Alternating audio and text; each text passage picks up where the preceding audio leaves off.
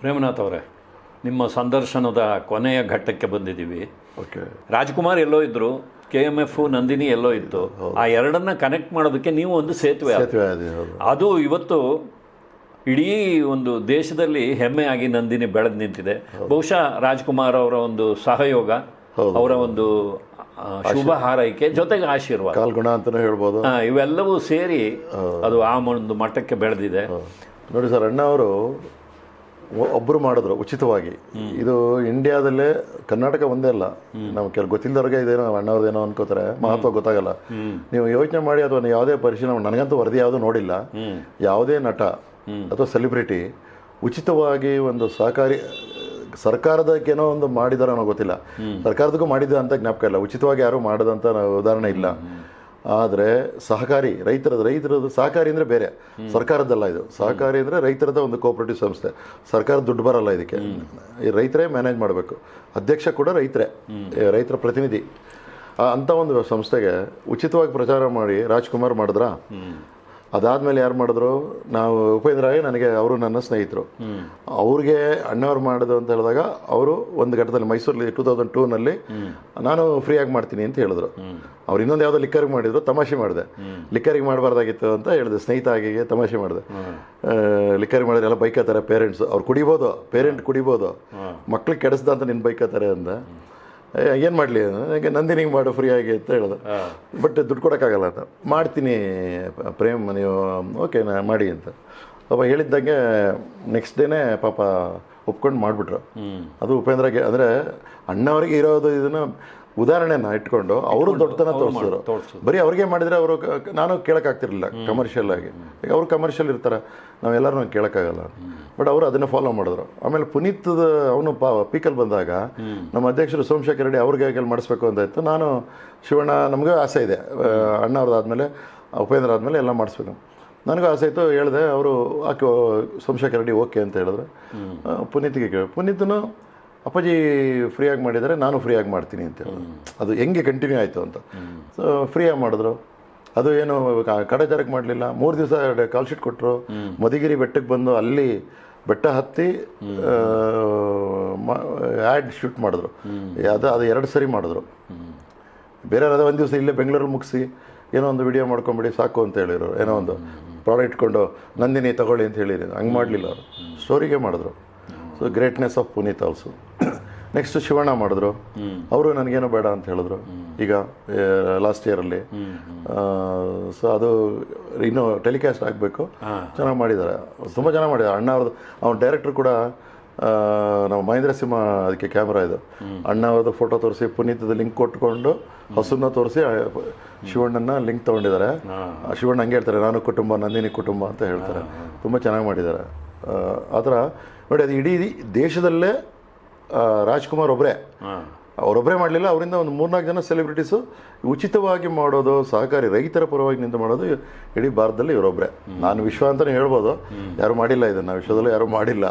But ಬೇಡ, ನಾನು ವಿಶ್ವ ಅಂತ ಹೇಳಲ್ಲ, ಈಗಲೇ ಹುರ್ಕೋತಾರೆ ನಾವು ರಾಜ್ಕುಮಾರ್ ಏನು ಅಂತ. ಬಟ್ ನೀವಾದರೂ ಹೇಳಿ ಅದನ್ನು ಸರಿಯಾಗಿ, ಭಾರತದಲ್ಲಿ ಒಬ್ಬರೇ. ನಮಗೆ ಗೊತ್ತಿರೋ ಇದು ಮಾಹಿತಿ ಇದ್ದರೆ ಕೊಡಿ, ನಾವು ಬದಲಾಯಿಸ್ಕೊಳ್ಳೋಣ ಖಂಡಿತ. ಸೊ ಅವ್ರ ಬಗ್ಗೆ ಯಾರು, ಅವರು ಸೂರ್ಯ ಥರ ರಾಜ್ಕುಮಾರ್ ಕರ್ನಾಟಕಕ್ಕೆ ಯಾರು, ಅವ್ರನ್ನ ಆ ವಯಸ್ಸಿಗೆ 56ನೇ ಇಸ್ವಿಗೆ ಬಂದವರು, ಅವ್ರಿಗೆ ಯಾರೂ ಕಂಪೇರ್ ಮಾಡೋಕ್ಕೆ, ನಾನು ನಮ್ಮ ತಂದೆ ಕಂಪೇರ್ ಮಾಡೋಕ್ಕಾಗತ್ತಾ? ನಮ್ಮ ತಂದೆ ಸೂಪರ್ಡೆಂಟು, ನಾನು MD, ಇಡೀ ಸಂಸ್ಥೆಗೆ MD ಆದೆ. ನಾನು ನಮ್ಮ ತಂದೆಗೇ ಹೆಚ್ಚು ಅಂತ ನಾನು ಹೇಳ್ಕೊಳಕ್ಕಾಗಲ್ಲ. ಅದು ನಾನು ತಿಳ್ಕೊಬೇಕದು. ಅವರು ಮೇರು ನಟ ಅಂತ ಹೇಳಲ್ಲ ನಾನು, ಮೇರು ವ್ಯಕ್ತಿ. ನಟನಿಗಿನ್ನ ಹೆಚ್ಚಾಗಿ ಅವರಲ್ಲಿ ಇದಿದೆ ನೋಡಿ. ನಾನು ಒಂದ್ಸರಿ ಏರ್ಪೋರ್ಟ್ಗೆ ಹೋದಾಗ, ಆಗಿನ ಕಾಲದಲ್ಲಿ ನನ್ನ ವೈಫ್ ಕರ್ಕೊಂಡು ಹೋಗ್ತೀನಿ, ಅವಾಗ ಇನ್ನೂ ಏರ್ಪೋರ್ಟ್ ಇದಲ್ಲ, ಹಳೆ ಏರ್ಪೋರ್ಟ್, HAL ಏರ್ಪೋರ್ಟ್. ಅವಳು ಏರ್ಪೋರ್ಟ್ ನೋಡಿರಲ್ಲ. I am talking about 78, 79. ಅವರು ಅಣ್ಣವ್ರ ಸ್ವಭಾವ ಹೆಂಗೆ ಅಂತ ಹೇಳ್ತಿದ್ದೀನಿ. ಅದಕ್ಕೊಂದು ಉದಾಹರಣೆ, ಸಣ್ಣ ಉದಾಹರಣೆ. ಸಣ್ಣದಕ್ಕೂ ಎಷ್ಟು ಬೆಲೆ ಕೊಡ್ತಾರೆ ಅಂತ ಹೇಳೋಕ್ಕೆ. ಒಂದ್ಸರಿ ಏರ್ಪೋರ್ಟ್ಗೆ, ಹಳೆ ಏರ್ಪೋರ್ಟ್, ಆಗಿನ 78-80ನೇ ಇಸ್ವಿ ಟೈಮಲ್ಲಿ ಏರ್ಪೋರ್ಟು ಅವಾಗ ಯಾರು ಜಾಸ್ತಿ ನೋಡಿರಲ್ಲ. ಬಟ್ ಒಂದು ಸರಿ 2 ಸರಿ ನೋಡ್ಕೊಂಡು ಬಂದಿರ್ತೀವಿ. ನನ್ನ ಮಡದಿ ಕರ್ಕೊಂಡು ಹೋಗ್ತೀನಿ, ಅವಳು ಫಸ್ಟ್ ಟೈಮ್ ಬಂದಿರ್ತಾರೆ. ಅವಾಗ ಮದುವೆ ಆಗಿರುತ್ತೆ. ಅವಳು ನೋಡಿರಲ್ಲ, ಏರ್ಪೋರ್ಟ್ ನೋಡಿರಲ್ಲ. ಅವಳು ಕೊಡಗಿನಲ್ಲಿ ಓದ್ತಾ ಇದ್ರು. ಆಮೇಲೆ ಮೌಂಟ್ ಕಾರ್ಮಲ್ ಓದಿ ಬೆಂಗಳೂರು ಬಂದಿರೋ, ಏರ್ಪೋರ್ಟ್ಗೆ ಹೋಗಿರಲ್ಲ. ಸರಿ, ನಾನು ಅಣ್ಣವ್ರನ್ನ ನೋಡೋಕೆ ಹೋದಾಗ ಅಲ್ಲಿ ಒಂದ್ಸರಿ ನೀನು ಬಾ ಜೊತೆಲಿ ಅಣ್ಣವ್ರನ್ನ ಮೀಟ್ ಮಾಡ್ದಂಗೆ ಆಗುತ್ತೆ ಅಂತ ಅಣ್ಣವ್ರನ್ನ ಮೀಟ್ ಮಾಡೋಕ್ಕೆ ಅಂದರೆ ಕರ್ಕೊಂಡು ಹೋಗ್ತೀನಿ. ಅವಳಿಗೂ ಅಣ್ಣವ್ರ ಹತ್ರ ಮಾತಾಡೋಕ್ಕೆ ನೋಡೋದಕ್ಕೆ ಇಷ್ಟ. ಜಾಸ್ತಿ ಸಿನಿಮಾ ಕ್ರೇಜ್ ಇಲ್ಲ ಅವಳಿಗೆ, ಆದರೆ ಅಣ್ಣವ್ರ ಬಗ್ಗೆ ಒಂದು ಗೌರವನೇ ಗೊತ್ತಿರುತ್ತಲ್ಲ, ನೋಡಿ ಎಲ್ಲ ಮನೆಗೆಲ್ಲ ಬಂದಿರ್ತಾರಲ್ಲ, ಗೊತ್ತಿರುತ್ತೆ ಅವ್ರ ಸ್ವಭಾವ ಯಾವ ಥರ ಅಂತ. ಸರಿ, ಅವಳು ಬರ್ತಾಳೆ. ಹೋದಾಗ VIP ರೂಮಲ್ಲಿ ಅದೇ ಫ್ಲೈಟ್ ಡಿಲೇ ಆಗಿರುತ್ತೆ, ಕಾಯ್ತಾ ಇರ್ತೀವಿ. ಆ ಫ್ಲೈಟ್ ಬರೋದನ್ನು ನಾವು ಸ್ವಲ್ಪ ದೂರದಲ್ಲಿ ಕೂತಿರ್ತೀವಿ. ಅಲ್ಲಿ ವಿಂಡೋದಲ್ಲಿ ಫ್ಲೈಟ್ ಲ್ಯಾಂಡಿಂಗ್ ಸ್ವಲ್ಪ ಕಾಣ್ತಾ ಇರುತ್ತೆ, ಬಟ್ ಪೂರ್ತಿ ಕಾಣಲ್ಲ. ಸರಿ, ಇವಳು ಕುತೂಹಲ ನಾನು ಮನೆಯವ್ರಿಗೆ, ಫ್ಲೈಟ್ ಲ್ಯಾಂಡಿಂಗ್ ಅಂತ ಇಲ್ಲೇ ನೋಡ್ತಾ ನಾನು ನೋಡಿ ಅಲ್ಲಿ ಬರ್ತಾ ಇರುತ್ತೆ ಅಂತ ನಾನು ಹೇಳ್ತೀನಿ. ನನಗೆ ಅಣ್ಣವ್ರು ಬಿಟ್ಟು ಹೋಗೋಕ್ಕೆ ಜಾಗ ಬಿಟ್ಟು ಹೋಗೋಕ್ಕೆ ನನಗೆ ಮನಸ್ಸಿಲ್ಲ. ಅಣ್ಣವರು ಇಲ್ಲ ಪ್ರೇಮ್ ಬನ್ನಿ ಅಲ್ಲಿ ತೋರ್ಸೋಣ ಅಂದ್ಬಿಟ್ಟು ಮಾಮ ಅಂತ ಕರ್ಕೊಂಡು ವಿಂಡೋ ಹತ್ರ ಕರ್ಕೊಂಡೋಗಿ ಹೊರಗಡೆ ಅವ್ರಿಗೆ ಡೋರ್ ಇರುತ್ತೆ, ನೋಡಿ ಅಲ್ಲಿ ಲ್ಯಾಂಡಿಂಗ್ನ ಅಂದರೆ ಅವರೇ ಖುದ್ದಾಗಿ ನಾನು ನಟ, ದೊಡ್ಡ ನಟ, ನಾನು VIP.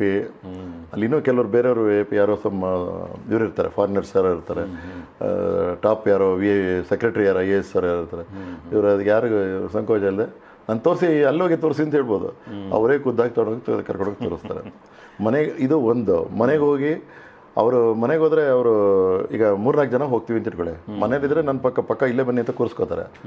ನನ್ನ ಜೊತೆ ಇನ್ನೊಂದು ನಾನು ಯಾರು ಹೋದಾಗೆಲ್ಲ ಯಾರೋ ಒಬ್ರಿಗೆ ಅಣ್ಣವ್ರ ದರ್ಶನ ನೋಡೋಕ್ಕೆ ಕಾಯ್ತಾ ಇರ್ತಾರೆ. ಅವ್ರಿಗೆ ಈಸಿಯಾಗಿ ಸಿಗಲ್ಲ ಅಂತ ತುಂಬ ನಿಜವಾಗ್ಲೂ ಕನ್ಸರ್ನ್ ಇರೋರಿಗೆ ನಾನು ಬನ್ನಿ ಅಂತ ಕರ್ಕೊಂಡು ಹೋಗ್ತಾ ಇರ್ತೀನಿ. ಯಾವಾಗಲೂ ಒಬ್ಬರೋ ಕರ್ಕೊಂಡು ಹೋಗ್ತೀನಿ. ಅವ್ರ ಜೊತೆ ಕರ್ಕೊಂಡು ಹೋಗೋದು.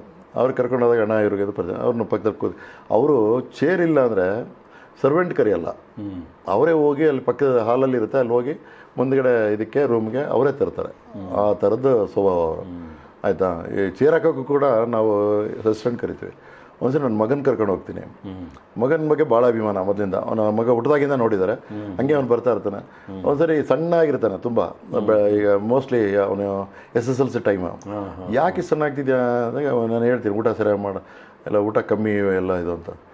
ಆಮೇಲೆ ಅವನು ಹೇಳ್ತಾನೆ ಯಾಕೆ ಹಸುವಾಗಲ್ಲ ನೋಡಿ, ಹಸುವಾಗದಿರೋಕ್ಕೆ ಒಂದು ಯೋಗ ಇದಿದೆ, ಅದನ್ನು ಮಾಡಿ ಅಂತ ಹೇಳ್ತಾರೆ. ಅವ್ರು ಹಿಂಗೆ ಟಿಪ್ಸ್ ಏನೋ ಹಿಂಗೆ ಮಾಡ್ಬೋದು, ಹಂಗೆ ಮಾಡಿ ಹೇಳ್ಕೊಡ್ಬೋದಿತ್ತು. ಬೈಲಿ ಅಂತ ಕರ್ಕೊಂಡೋಗಿ ಅವ್ರು 5-10 ನಿಮಿಷ ಅದನ್ನು ಅವ್ರು ಮಾಡಿತ್ತು, ಆಸನ ತೋರಿಸಿ ಹಸು ಇನ್ಕ್ರೀಸ್ ಮಾಡೋದಕ್ಕೆ. ಅವ್ರಿಗೆ ನಾಯ್ಕರವ್ರು ತುಂಬ ಯೋಗ ಇದು ಹೇಳ್ಕೊಟ್ಟಿರ್ತಾರೆ. ನನಗೆ ಗೊತ್ತೇ ಇರಲಿಲ್ಲ ಹಸುನ ಜಾಸ್ತಿ ಮಾಡೋದಕ್ಕೆ ಇದ್ದಾರೆ ಅಂತ ಹೇಳಿ ಅವನಿಗೆ ಹೇಳ್ಕೊಟ್ಟು ನನ್ನ ಮಗ ಆಮೇಲೆ ರಿಲೀಜಿಯಸ್ ಆಗಿ ಬಂದು ಮಾಡ್ತಾನೆ ಅವನು. ಆ ಥರದ ಒಂದು ವ್ಯಕ್ತಿತ್ವ ಅವ್ರದ್ದು, ಅಣ್ಣವ್ರದ್ದು. ಏನಂದರೆ ಮಕ್ಕಳು ಚಿಕ್ಕವರು ಅಥವಾ ಲೇಬರು, ನನ್ನ ಕಡೆ ಜೊತೆ ಡ್ರೈವರ್ ಬರ್ತಾನೆ. ಅವನ್ನ ಕೊನೆಯಲ್ಲಿ ನಾನು ಕರ್ಕೊಂಡೋಗಿ ಅಣ್ಣ ನಮ್ಗೆ ಕಾರ್ ಡ್ರೈವರ್ ಅಂತ ಹೇಳಿದಾಗ ಕರ್ಕೊಬಂದು ಕೂರಿಸ್ಕೊಂಡು ಕಾಫಿ ಕೊಡಿಸಿ ಹಂಗೆ ಕಳಿಸಲ್ಲ, ನಮಸ್ಕಾರ ಬಟ್ ನನಗೂ ಅವನು ಕರೆದು ಇಲ್ಲಿ ಏನೋ ಆ ಥರ ಅವ್ರಿಗೆ ಅಣ್ಣವ್ರನ್ನ ಹತ್ತಿರದಲ್ಲಿ ನೋಡಿದವ್ರಿಗೆ ಅವ್ರ ಸ್ವಭಾವ ಗೊತ್ತಾಗುತ್ತೆ. ಈಗಿನ ಒಂದು ಪೀಳಿಗೆ ಇದೆ, ಅವ್ರು ಯಾವತ್ತೂ ರಾಜ್ಕುಮಾರ್ ಬಗ್ಗೆ ನೋಡಿಲ್ಲ, ಓದೂ ಇಲ್ಲ. ಅವ್ರು ಓದಿರೋದು ಏನಾದ್ರೆ ಈ ಕೆಲವು ಯೂಟ್ಯೂಬಲ್ಲಿ ಅವ್ರ ಬಗ್ಗೆ ಕೆಲವು ನೆಗೆಟಿವ್ ಕೆಲವೊಂದು ವರ್ಗ ಇದೆ ಹಾಕ್ತಾರೆ ಯೂಟ್ಯೂಬಲ್ಲಿ, ಬೇಗ ಹಾಕ್ಸೋದು. ಅವ್ರು ನೋಡೋದೇ ಯೂಟ್ಯೂಬ್ ಇದು. ಹಂಗಂತೆ ಹಿಂಗಂತೆ ಬೆಳೆಯಕ್ಕೆ ಬಿಡಲ್ವಂತೆ, ಹಂಗಂತೆ ಆಮೇಲೆ ಇನ್ಯಾರೋ ಹಿಂಗಂತೆ ಅಂತ ಹೇಳ್ತಾರೆ. ಅದು ಅವ್ರ ಬಗ್ಗೆ. ಆಮೇಲೆ ಪತ್ರಕರ್ತರು, ಆಗಿನ ಪತ್ರಕರ್ತರು ಕೂಡ ಟೀಕೆ ಮಾಡಿದ್ರೆ ಏನಂದರೆ ಕೆಲವು ಅವ್ರಿಗೆ ಏನು ಸವರ್ ಗ್ರೇಪ್ಸ್, ಕಾಲ್ ಶೀಟ್ ಕೊಟ್ಟಿಲ್ಲ ಅಂತನೋ ಅಥವಾ ಇನ್ನೇನೋ ಏನೋ ಕೆಲವು ರೀಸನ್ಸ್ ಇರುತ್ತೆ. ಅದನ್ನಿಟ್ಕೊಂಡು ಅದನ್ನು ಬೆಳೆಸೋದು ಸರಿಯಲ್ಲ. ಬಟ್ ಅಂಥವ್ರನ್ನೂ ಅವ್ರು ಪ್ರೀತಿಸಿದ್ರು ರಾಜ್ಕುಮಾರ್. ಅವರ ಶತ್ರು ಅಂತ ಗೊತ್ತಿದ್ರು, ಅಂದರೆ ವಿರೋಧಿಸಿದ್ರು ಗೊತ್ತಿದ್ರು, ಎದುರುಗಡೆ ಸಿಕ್ಕಿದಾಗ ಅಥವಾ ಇದ್ದಾಗ ಅವ್ರು ಯಾವತ್ತೂ ಇದು ಮಾಡಲಿಲ್ಲ, ವಿರೋಧನೂ ಪ್ರೀತಿಯಿಂದಲೇ ಗೆದ್ರು. ಆ ಥರ ಮನುಷ್ಯ. ಇದು ಜನ ಅರ್ಥ ಮಾಡ್ಕೋಬೇಕು. ಆಮೇಲೆ ಅವ್ರಿಗೆ ಇನ್ನೊಬ್ಬರು ಒಬ್ಬ ನಟರ ಬಗ್ಗೆ ಅವ್ರ ಬಗ್ಗೆ ನನಗೆ ಗೊತ್ತಿರೋಂಗೆ ಅವ್ರು ಹೇಳ್ತಾ ಇದ್ರು. ಅವ್ರು ಯಾರು ಅವ್ರ ಬಗ್ಗೆ ಕೆಟ್ಟದಾಗಿ ಹೇಳಕ್ಕೆ ಬಿಡ್ತಾ ಇರಲಿಲ್ಲ. ನಾನು ಸಾಕ್ಷಿಯಾಗಿದ್ದೀನಿ. ಊಟ ಮಾಡ್ಬೇಕು ಯಾರು ಹೇಳಿದ್ರೆ, ಅಸೋಸಿಯೇಟ್ ಡೈರೆಕ್ಟರ್ ಏನಾರು ಹೇಳಿದ್ರೆ ಅದೆಲ್ಲ ಮಾತಾಡಬೇಡ ಅಂತ ಇದ್ರು ಕೆಲವರು ಸುತ್ತಮುತ್ತ. ಅವ್ರು ಹೊರಗಡೆ ಸ್ವಲ್ಪ ಅತಿರೇಕ ಮಾಡಿದ್ರು. ಅತಿರೇಕ ಮಾಡಿದ್ದನ್ನ ಈಗ ಅಣ್ಣವ್ರು ಮಾಡಿದ್ದಾರೆ ಅಂತ ಅಣ್ಣವ್ರು ಎಷ್ಟು ಹೊಗಳ್ತಾ ಇದ್ರು. ಇವ್ರನ್ನ ಅವರಿಬ್ಬರು ಮೀಟ್ ಮಾಡ್ತಾ ಇದ್ರು. ಅವರಿಬ್ಬರಿಗೆ ಆ ಥರ ಬಾಂಧವ್ಯ ಇಲ್ಲ ಅಂದರೆ ಕಾಮನ್ ಆಗಿ ಡೈರೆಕ್ಟ್ರು, ಇವರು ಸಾಹಿತಿ ಉದಯ್ ಶಂಕರ್, ಅಂಬರೀಷ್, ಎಷ್ಟು ಜನ ಇದ್ದಾರೆ ಕಾಮನ್ ಆಗಿ. ಅದಿದ್ರೆ ಒಂದ್ ಕಡೆ ಯಾವುದೋ ಒಂದ್ ಕಡೆ ನಿಲ್ಬೇಕಾಗಿತ್ತು. ಅಥವಾ ಅವ್ರನ್ನೂ ಇವರು ಸೇರಿಸ್ತಾ ಇರಲಿಲ್ಲ.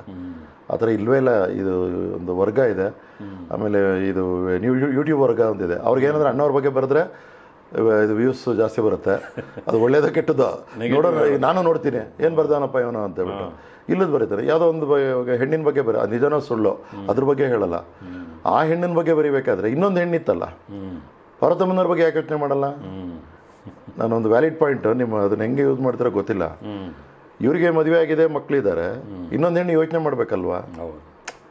ಏನೇ ಅಕಸ್ಮಾತ್ ಇವರೆಲ್ಲ ವಾದ ಮಾಡ್ತಾರಲ್ಲ ಹಂಗೆ ಹಿಂಗೆ ಅದಿದೆ ಇದಿದೆ ಅಂತ ಹೇಳಿದ್ರೆ, ಅವರು ಈ ಹೆಣ್ಣಿನ ಬಗ್ಗೆ ಯಾಕೆ ಯೋಚನೆ ಮಾಡಲಿಲ್ಲ ಅಲ್ವಾ? ಆ ಥರ ವಾದ ಮಾಡಬೇಕಾದ್ರೆ ಅವು ಇದ್ದಾವೆ ವಿಚಾರ. ಅವ್ರನ್ನ ಅಣ್ಣವ್ರನ್ನ ಯಾವುದೇ ಆಗಲಿ ಕೆಟ್ಟದಾಗಿ ಅಥವಾ ಕೆಟ್ಟದಾಗಿ ನೋಡೋಕ್ಕಲ್ಲ. ಅವರ ದೈವಾಂಶ ಸಂಭೂತನೇ ಆ ಅಂಶಗಳಿದೆ. ಸಾಮಾನ್ಯ ವ್ಯಕ್ತಿ ಅಲ್ಲ ಅವರು, ಒಂದು ದೇವತಾ ಶಕ್ತಿ ಇದೆ, ಅವ್ರಿಗೆ ದೈವತ್ವ ಇದೆ. ಅದು ಯಾರೂ ಅಲ್ಲಿಗಳಕ್ಕಾಗಲ್ಲ. ಈಗಿನ ಪೀಳಿಗೆ ಗೊತ್ತಿಲ್ಲ, ಅವರು ಸ್ವಲ್ಪ ಹಳೇಬ್ರು. ಅದಕ್ಕೋಸ್ಕರ ನಾನೀಗ ಮಾತಾಡ್ತಾ ಇದ್ದೀನಿ ಅವ್ರ ಬಗ್ಗೆ. ಇವೆಲ್ಲ ಸಣ್ಣದು ಹೇಗೆ ಅಂತ. ಅವ್ರು ಯಾರನ್ನೂ ತುಳಿದು ಇಲ್ಲ, ಯಾವ ಅನ್ಯಾಯನೂ ಮಾಡಿಲ್ಲ, ಯಾವುದೇ ದುರಾಸೆ ಇಟ್ಕೊಂಡಿಲ್ಲ, ಆಯಿತಾ. ಮತ್ತು ಸಿನಿಮಾಗಳು ಅಷ್ಟೇ. ಅವಾಗ ಸರ್ ಅವರು 6 ಪಿಕ್ಚರ್ 5 ಪಿಕ್ಚರ್ ಮಾಡಬೇಕಾದ್ರೆ 60 ಪಿಕ್ಚರ್ ಕನ್ನಡ ಬರ್ತಾಯಿತ್ತು. ತುಳಿದಿದ್ರೆ ಅವ್ರದ್ದೆಲ್ಲ ಹೆಂಗೆ ಬರ್ತಾಯಿತ್ತು? ಅದೆಲ್ಲ ನಾವು ಅಂಕಿ ಅಂಶ ಸಮೇತ ಬೇಕಾದಷ್ಟು ಆಯಿತು. 40 ಪಿಕ್ಚರೇ ಬರ್ತಾ ಇದ್ದಿದ್ರೆ 40 ಪಿಕ್ಚರ್ ಹೆಂಗೆ ಬಂತು? ಅದ್ರಲ್ಲಿ ಸಕ್ಸಸ್ ಹೆಂಗಾಯಿತು? ಅವೆಲ್ಲ ಹೆಂಗಾಯಿತು? ಅವರ 100ನೇ ಸಿನಿಮಾ ಬರೋ ಹೊತ್ತಿಗೆ ಕನ್ನಡದಲ್ಲಿ ಎಷ್ಟು ಸಿನಿಮಾ ಬಂದಿತ್ತು, ಅವ್ರದ್ದು 200 ಆಗುವಾಗ ಎಷ್ಟು ಸಿನಿಮಾ ಬಂದಿತ್ತು? ಯಾರನ್ನೂ ರಾಜ್ಕುಮಾರ್ಗೆ ಕಂಪೇರ್ ಮಾಡ್ಕೋಬಾರ್ದು. ಅವ್ರ ತಂದೆ ಸಮಾನದಲ್ಲಿ ನೋಡಬೇಕು. ಅಭಿಮಾನಿಗಳು ಅಷ್ಟೇ, ನಟರಾಗಲಿ ಪಾಪ ಆ ನಟರುಗಳು ಅವ್ರಿಗಿಲ್ಲ. ನಟರುಗಳಿಗೆ ಬುದ್ಧಿ ಇದೆ, ಅವ್ರಿಗೆ ಗೊತ್ತಿದೆ. ಇವರು ಸ್ವಲ್ಪ ಈ ಯೂಟ್ಯೂಬಲ್ಲಿಗೆ ಅಪಪ್ರಚಾರದಿಂದ ಈ ಯುವ ಪೀಳಿಗೆ ಒಂದು ಸ್ವಲ್ಪ ಇದು ಮಾಡಿಕೊಂಡು ಇನ್ನೂ ಅದೇ ತಿಳ್ಕೊಳ್ಳೋದು, ಅದೇ ಥರ ಮಾತಾಡೋದು. ಅದೇ ಈ ರೀತಿ ತಪ್ಪು ಅಭಿಪ್ರಾಯಗಳು ದೂರ ಆಗಲಿ, ಮುಂದಿನ ಪೀಳಿಗೆಗೆ ಸರಿಯಾದ ಒಂದು ಮಾಹಿತಿ ಸಿಗಲಿ ಅನ್ನೋ ಕಾರಣಕ್ಕೆ ಒಂದೇ ತಪ್ಪು ಮಾಡಿದ್ರು ರಾಜ್ಕುಮಾರ್. ತಪ್ಪಂದ್ರೆ ಅವರು ಯಾವುದೇ ಒಂದು ಅಪಪ್ರಚಾರಕ್ಕೆ ಒಂದು ಕ್ಲಾರಿಫಿಕೇಶನ್ ಕೊಡ್ತಾ ಇರಲಿಲ್ಲ. ಅದನ್ನು ರಜನಿಕಾಂತ್ ನಿನ್ನೆ ಈಗ ನೋಡಿ, ರಜನಿಕಾಂತ್ಗೂ ಅದೇ ಥರ ವಿಚಾರ ಆಯಿತು ಮೊನ್ನೆ ವಿಜಯ್ ವಿಚಾರದಲ್ಲಿ. ಅವರು ಕೊನೆಗೆ ಪ್ರೆಸ್ ಕಾನ್ಫರೆನ್ಸ್ ಮಾಡಿ ಹೇಳಿದ್ರು, ಕೆಲವು ಟೈಮ್ ಅಪಪ್ರಚಾರನೇ ನಾನು ಏನು ಕ್ಲಾರಿಫಿಕೇಶನ್ ಕೊಡಲ್ಲ, ಅವರು ಕೊಡಲ್ಲ, ಅದೇ ನಿಜ ಆಗ್ಬಿಡುತ್ತೆ ಅಂತ ನಾನು ಪ್ರೆಸ್ ಕಾನ್ಫರೆನ್ಸ್ ಮಾಡಿ ಹೇಳ್ತಾ ಇದ್ದೀನಿ ಅಂತ ಹೇಳಿದ್ರು. ಬಟ್ ಇದನ್ನ ಅವಾಗ ಈಗಿನ ಮೀಡಿಯಾ ಇಷ್ಟೊಂದು ಇರಲಿಲ್ವಲ್ಲ, ಪೇಪರಲ್ಲಿ ಬರ್ಕೋತಾ ಇದ್ರು ಅಂತ ಹೇಳ್ಬಿಟ್ಟು ಅವಾಗ ಅಣ್ಣ ಅವರು ಸ್ವಲ್ಪ ಅದನ್ನ ಯಾವುದು ಪ್ರತಿಕ್ರಿಯೆ ಕೊಡ್ತಾ ಇರಲಿಲ್ಲ. ಕೆಲವು ಅವ್ರು ಕೊಟ್ಟರು ಪ್ರಕಟ ಪ್ರಕಟ. ಈಗ ಎಷ್ಟೋ ಇದನ್ನ ಸರ್ ನನಗೆ ಗೊತ್ತು, ಅದಕ್ಕೆ ಅವ್ರು ಅದರಿಂದ ದೂರ ಇದ್ಬಿಡು. ನಾನು ಕೆಲವು ಫೋಟೋಸ್ ಕಳಿಸಿದ್ರೆ, ಈಗ ಪುನೀತ್ ಮತ್ತು ಸುದೀಪ್ ಪುನೀತ್ ಅಪರೂಪ ಕೆಲವೊಂದು ಕಡೆ ಮೀಟ್ ಮಾಡ್ತಾರೆ, ಒಂದು ಭಾಳ ಆ ಫೋಟೋನ ನನಗೆ ನೆನೆಸಿ ಅದನ್ನು ಕಳಿಸಿದ್ರೆ ಎಷ್ಟು ಯಾರೋ ಅದನ್ನು ವ್ಯೂಸ್ ಪಾಯಿಂಟಲ್ಲಿ ಹಾಕಬೇಕು, ಹಾಕಲೇ ಇಲ್ಲ ಕೆಲವರು. ಈಗಲೂ ಆ ಥರ ಇದೆ. ಅವರಿಬ್ಬರು ಕ್ಲೋಸ್ ಆದರೆ ನಾವ್ಯಾಕೆ ಪ್ರಚಾರ ಕೊಡಬೇಕು? ನಾನು ಹೇಳ್ತೀನಿ, ನೀವು ಒಳಗಡೆ ಏನಾರ ಮಾಡ್ಕೊಳ್ರಪ್ಪ, ಹೊರಗಡೆಗೆ ಈ ನಮ್ಮ ಅಭಿಮಾನಿಗಳು ಈ ಫೈಟ್ಗಳು ಬೇಡ. ಏನು ಸ್ಟಾರ್ ವಾರ್ ಫೈಟ್ ಬೇಡ ಸರ್. ಕನ್ನಡ ಪಿಕ್ಚರ್ ನೋಡ್ಬೇಕಾದ್ರೆ ಎಲ್ಲ ಅಭಿಮಾನಿ ನೋಡಿದ್ರೆ ಸಿನಿಮಾ ಹಿಟ್ ಆಗೋದು. ಆ ಹೀರೋಗೆ ಈ ಅಭಿಮಾನಿ ಹೋದ್ರೇ ಹಿಟ್ಟು, ಸಂಸಾರ ಹೋದ್ರೇ ಹಿಟ್ಟು. ನೀವೇ ಡಿವೈಡ್ ಮಾಡ್ಕೊಂಡು ನಾನು ಆ ಅಭಿಮಾನಿ ನೋಡಲ್ಲ, ನೀನು ಈ ಅಭಿಮಾನಿ ನೋಡಲ್ಲ, ಎಲ್ಲರೂ ಕನ್ನಡ ಇದೆ. ಅದಕ್ಕೆ ನಾನು ಹೇಳೋದು ನಟರಿಗೂ ಅಷ್ಟೇ, ಇವ್ರಿಗೂ ಅಷ್ಟೇ. ಹೊರಗಡೆ ನೀವು ಒಳಗಡೆ ಏನಾರು ಇಟ್ಕೊಳ್ಳಿ, ಸೇರಿ ಆಗಾಗ ಸೇರ್ತಾ ಇರಿ. ಆಮೇಲೆ ಅಭಿಮಾನಿಗಳು ಅವಾಗ ಒಂದಾಗ್ತಾರೆ. ಅವರೆಲ್ಲ ನೋಡಿದ್ರೆ ನಿಮ್ಮ ಸಿನಿಮಾ ಹಿಟ್ಟಾಗುತ್ತೆ. ಈ 3 ಯಾವುದೇ ಸಿನಿಮಾ ನಟನ ಅಭಿಮಾನಿಗಳು ಫಸ್ಟ್ 3 ಡೇಸ್ ನಡೆಸ್ತಾರೆ, ಆಮೇಲೆ ಬಿದ್ದೋಯ್ತು. ಎಲ್ಲರೂ ಹೋದರೆ, ಫ್ಯಾಮಿಲಿ ಹೋದರೆ ಸಕ್ಸಸ್. ಅದು ಬರಬೇಕಂದ್ರೆ ಈ ನಟರುಗಳು ಅವ್ರ ಅಭಿಮಾನಿಗಳು ಒಂದಾಗಬೇಕು. ಎಲ್ಲ ನಾವು ಕನ್ನಡಿಗರೆಲ್ಲ ಒಂದು ಭಾವನೆ ಥರ ಹೊಡೆದಾಡ್ಕೊಂಡು ತಾಯಿ ಅಕ್ಕ ಅಂದ್ಕೊಂಡು ಏನಕ್ಕೆ ಯಾರ್ಯಾರೋ ಸಾಯ್ತಾರೆ, ಯಾರು ಓಡಿಸ್ಕೋತಾರೆ. ಬೇಡ, ಅಭಿಮಾನ ಜನರಲ್ ಆಗಿರಲಿ ಅಂತ ಅಷ್ಟೇ. ಪ್ರೇಮ್ನಾಥ್ ಅವರೇ, ನೀವು ನಿಮ್ಮ ಅಮೂಲ್ಯವಾದ ಸಮಯವನ್ನು ಹಾಕಿ ನಮ್ಮ ವಾಹಿನಿ ಮೇಲೆ ಒಂದು ಅಭಿಮಾನ ಇಟ್ಟು, ನನ್ನ ಮೇಲೆ ಅಭಿಮಾನ ಇಟ್ಟು ಬಂದು ಎಷ್ಟೆಷ್ಟೋ ಕಡೆಗಳಲ್ಲಿ ನೀವು ಸಂದರ್ಶನ ಕೊಟ್ಟಿದ್ದೀನಿ, ಹೇಳಿದ್ದನ್ನೇ ಮತ್ತೇನು ಹೇಳೋದು ಅಂತ ಒಂದು ನೀವು ಅಣ್ಣವ್ರ ಥರನೇ ಯಾವುದೇ ಒಂದು ಕೆಲಸನ ಉದಾಸೀನದಿಂದ ಏನೋ ಕಾಟಾಚಾರಕ್ಕೆ ಮಾಡಲಿಲ್ಲ. ನಾನು ಕೇಳಿದ ಎಲ್ಲ ಪ್ರಶ್ನೆಗಳಿಗೂ ಸಮರ್ಪಕವಾಗಿ ನಿಮ್ಮ ಅನುಭವದ ಮೂಸೆಯಿಂದ ಒಂದೊಂದನ್ನು ಹೆಕ್ಕಿ ತೆಗೆದು ಎಲ್ಲವನ್ನು ಮುಕ್ತವಾಗಿ ಪ್ರಾಮಾಣಿಕವಾಗಿ ಹೇಳ್ಕೊಂಡಿದ್ದೀರಿ.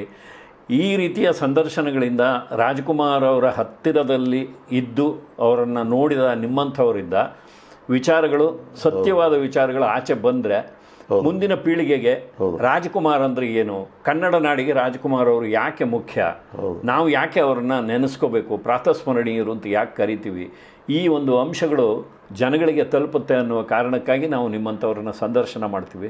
ನೀವು ಅದಕ್ಕೆ ಒಪ್ಪಿ ಬಂದು ನಿಮ್ಮ ಅಮೂಲ್ಯವಾದ ಸಮಯವನ್ನು ನಮ್ಗೆ ಹಾಕಿದ್ದೀರಿ. ಧನ್ಯವಾದಗಳು. ನನಗೂ ಅಷ್ಟೇ ಅದೇ ಇತ್ತು. ಯಾಕೆಂದರೆ ನಿಮ್ಮ ಚಾನಲಲ್ಲಿ ಯಾವುದೇ ಒಂದು ಅತಿರೇಕ ಇದಿರಲ್ಲ, ಎಲ್ಲವೂ ಕೂಲಂಕುಷವಾಗಿ ಒಂದು ಅದಕ್ಕೆ ಸರಿಯಾದ ವಿವರಣೆ ಇದನ್ನು ಕೊಡ್ತಾ ಇದ್ದೀರಾ. ಹಾಗೆ ರಾಜ್ಕುಮಾರ್ ಅವ್ರ ವಿಚಾರದಲ್ಲಿ ತುಂಬ ಜನ ಆಪ್ತರು ಜಾಸ್ತಿ ಇಲ್ಲ. ಅವ್ರಿಗೆ ಶೂಟಿಂಗ್ ಸಿನಿಮಾದಲ್ಲಿದ್ದವರು ಕೆಲವರು ತೀರೋಗ್ಬಿಟ್ಟಿದ್ದಾರೆ. ಈಗ ಭಗವಾನ್ ಅಂಥವ್ರೆಲ್ಲ ತೀರೋಗಿ, ಅವ್ರ ಬಗ್ಗೆ ಸತ್ಯವಾದ ವಿಚಾರ ಹೇಳೋರೇ ಕಮ್ಮಿ. ಇವಾಗ ಅವರು ಜೊತೆಗೆ ಅವರ ಆಪ್ತ ವರ್ಗಕ್ಕೆ ಇದ್ದವರೇ ಕಮ್ಮಿ. ಅದರಲ್ಲಿ ನಾನೊಬ್ಬ ಅದಕ್ಕೆ ಅದು ಅದೃಷ್ಟ ಸಿಕ್ತು. ಅದಕ್ಕೆ ನನಗೆ ಇದು ದೂರ ಆದರೂ ಕೂಡ ನಾನು ನಿಮ್ಮ ಒಂದು ಇದು ಚಾನಲ್ಲು ಕೂಡ ಅಷ್ಟೇ ಗೌರವಯುತವಾಗಿರೋದ್ರಿಂದ ನನಗೆ ದೂರ ಇಲ್ಲಿ ನಿಮ್ಮ ಇದಕ್ಕೆ ಬರಬೇಕಾದ್ರೂ ನಾನು ಅಭಿಮಾನ ಒಂದು ವಿಶ್ವಾಸದಲ್ಲಿ ನಾನು ಬಂದಿದ್ದೀನಿ. ನಿಮಗೂ ಧನ್ಯವಾದಗಳು. ರಾಜ್ಕುಮಾರ್ ಅನ್ನೋ ಶಕ್ತಿನೇ ನಮ್ಮನ್ನ ಇಲ್ಲಿ ಕೂರಿಸಿರೋದು, ಅದು ಆ ಶಕ್ತಿನೇ ನಿಮ್ಮನ್ನ ಇಲ್ಲಿ ಕರ್ಕೊಂಬಲ್ಲ. ಖಂಡಿತ ಇಷ್ಟು ಮಾತ್ರ ಹೇಳ್ಬೋದು. ದಯವಿಟ್ಟು ಒಳ್ಳೇದಾಗಲಿ, ಒಳ್ಳೆಯ ಇದು ಅಭಿಪ್ರಾಯಗಳು ಎಲ್ಲ ಕಡೆ ನಡೀಲಿ. ಆಯಿತು.